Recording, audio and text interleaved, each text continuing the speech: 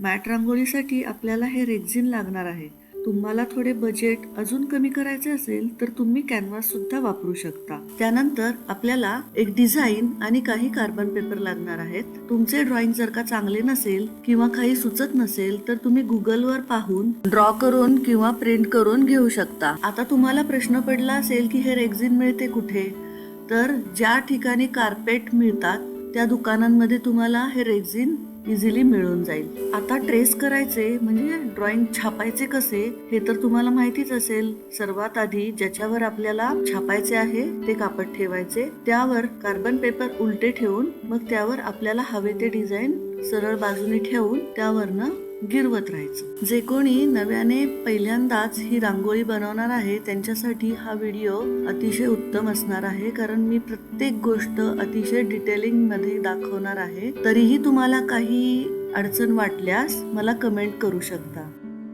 आपल्या प्रत्येकाच्या घराच्या दारात उमटणारी रांगोळी फक्त रंगांची नसते, ती असते आपल्या संस्कारांची, आपल्या हाताच्या ऊर्जेची आणि घरात येणाऱ्या सकारात्मकतेची. बाहेरून येणारी वाईट ऊर्जा घराबाहेरच राहावी हा रांगोळी घालण्यामागील हेतू असतो. एकदा का आपले डिझाईन रेक्झिनवर आले की आपली खरी कला सुरू होते. त्यासाठी आता आपल्याला लागणार आहे हव्या त्या रंगाची फरी वूल. ही लोकर फर सारखी दिसते त्यामुळे तिला फरी वूल म्हणतात. हल्ली आरामात कुठेही विकत मिळते. डिझाईन मध्ये कोणते रंग कुठे वापरायचे हा ज्याचा त्याचा आवडीचा विषय. आज आपण इथे हे जे कमळाचे फूल शिकणार आहोत त्याचा उपयोग बॉर्डर साठी, रांगोळीचा आकार वाढवण्यासाठी करता येतो. माझ्या सर्वात आवडीची रांगोळी आहे ही. यामध्ये मी 4 रंग वापरले आहेत. आता आपल्याला हे चिटकवण्यासाठी ग्लूगन आणि त्याच्यासाठीच्या स्टिक्स लागणार आहेत. आता या डिझाईनची सर्वात आधी आपण बॉर्डर ग्लूगनच्या साह्याने करून घेणार आहोत.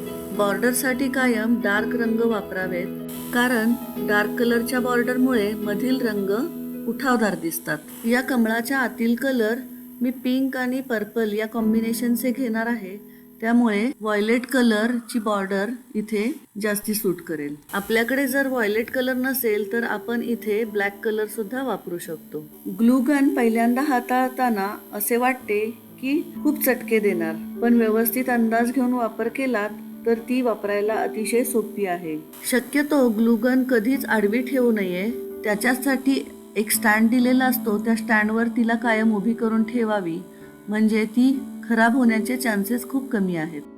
ग्लू गन बऱ्याचदा बंद पडते आणि बंद पडल्यावर सगळ्यांना असे वाटते की आता हिचे काम संपले, पण तसे नसते.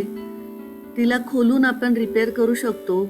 तुम्हाला तोही व्हिडिओ हवा असेल तर मला तुम्ही कमेंटमध्ये सांगू शकता. मॅट रांगोळी तुम्हाला पूर्णपणे शिकता यावी यासाठी मी या रांगोळीची एक सिरीज बनवायचे ठरवले आहे. त्यामुळे मी हा व्हिडिओ पूर्ण बारकाव्यांसहित देत आहे. तुम्हाला जर का व्यवस्थित शिकायचे असेल तर मन लावून पहा आणि ऐका. आता आपल्या कमळाच्या फुलाची बॉर्डर पूर्ण झालेली आहे. आतमध्ये फिल करण्यासाठी आपण डार्क पिंक, लाईट व्हायलेट किंवा पर्पल कलर वापरणार आहोत. या कमळासाठीचे कलर तुम्ही तुमच्या आवडीप्रमाणे बदलू पण शकता. ग्लू गनने आपण जेव्हा ग्लू रेक्झिनवर किंवा आपल्या कॅनव्हासवर लावतो तेव्हा थोड्या थोड्या भागालाच लावावा, कारण तो लगेच थंड होतो आणि थंड झाल्यावर त्यावर लोकर चिकटत नाही. ग्लू लावून लगेच लोकर हवी तशी ठेवावी आणि अंदाज घेऊनच ती हळूहळू दाबावी, अन्यथा चटका बसू शकतो. पण ग्लू थोडा कोमट असतानाच वूल थोडी व्यवस्थितपणे दाबून घ्यावी, म्हणजे ती व्यवस्थित पक्की बसते. हे सर्व करत असताना 2 लाईनमध्ये गॅप पडणार नाही याचीही काळजी घ्यावी, त्यामुळे फिनिशिंग चांगले दिसते.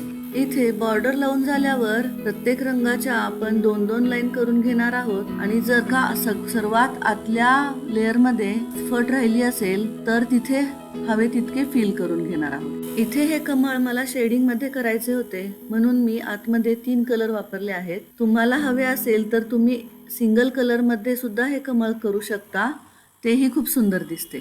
सर्वात महत्त्वाची गोष्ट म्हणजे हे कमळाचे डिझाईन तुम्ही फक्त एकच बनवू नका, तर याच सेम कॉपीज तुम्ही 7 ते 8 करून ठेवा, म्हणजे तुम्हाला जेव्हा हे वापरायचं असेल तेव्हा तुम्ही बॉर्डरसाठी हे डिझाईन वापरू शकता किंवा मोठ्या रांगोळीच्या साईडने रांगोळीचा घेर वाढवण्यासाठी या डिझाईनचा खूप छान उपयोग होतो. तो उपयोग कसा करायचा ते मी याच सिरीजच्या पुढील व्हिडिओमध्ये तुम्हाला दाखवणार आहे. त्यासाठी तुम्ही आत्ताच चॅनलला सबस्क्राईब करून बेल आयकॉनला दाबून ठेवा, म्हणजे तुम्हाला याचे पुढील व्हिडिओचे नोटिफिकेशन मिळत राहील. एखाद्या ठिकाणी ग्लू नीट लागला गेला नसेल तर त्या ठिकाणची लोकर पुन्हा निघण्याची शक्यता असते. त्यामुळे असे कुठे जाणवल्यास तिथे त्या ठिकाणी पुन्हा ग्लू लावून ती लोकर तिथल्या तिथे चिटकवून घ्यावी. या रांगोळीनं ना रंग पसरतात ना हात खराब होतात. पाहुणे येण्याआधी 5 मिनिटात आपण ही हवी तिथे लावू शकतो. पुन्हा पुन्हा कितीही वेळा वेगवेगळ्या प्रकारांनी वापरू शकतो. आजच्या धावपळीच्या जीवनात वेळ कमी आहे, पण सणांचा आनंद तसाच हवाय. अशा वेळी ही मॅट रांगोळी तुमची एक परफेक्ट सोबती आहे. हा फक्त सुरुवातीचा व्हिडिओ आहे. या सिरीजमध्ये मी आणखीन वेगवेगळे डिझाईन, रंगसंगती आणि आयडिया शेअर करणार आहे. जर तुम्हाला हाताने बनवलेली कला आवडत असेल, नवीन गोष्टी शिकायला आवडत असतील, तर ही सिरीज नक्कीच तुमच्यासाठी आहे. व्हिडिओ आवडला असेल तर लाईक, शेअर नक्की करा आणि अशाच क्रिएटिव्ह व्हिडिओसाठी चॅनलला सबस्क्राईब करा. पुढच्या व्हिडिओत भेटू एक नवीन मॅट रांगोळी डिझाईनसह. तोपर्यंत कला जपा आणि संस्कृती सुद्धा जपा. रांगोळी पूर्ण झाली की अगदी धारदार कात्रीने त्याला साईडने एक्स्ट्रा रेक्झिन कापून टाका. रांगोळी जमिनीवर टाकल्यावर डिझाईनचे साईडचे कापड आपल्याला दिसले नाही पाहिजे आणि कापताना लोकर पण कट नाही झाली पाहिजे. तर मग भेटू पुढील व्हिडिओमध्ये सुंदर शेडिंग शिकण्यासाठी. व्हिडिओ आवडला असेल तर जाता जाता एक लाईक नक्की देऊन जा. Thank you so much for watching. पुन्हा लवकरच भेटू या मोठ्या डिझाईन सोबत पुढील पार्टमध्ये.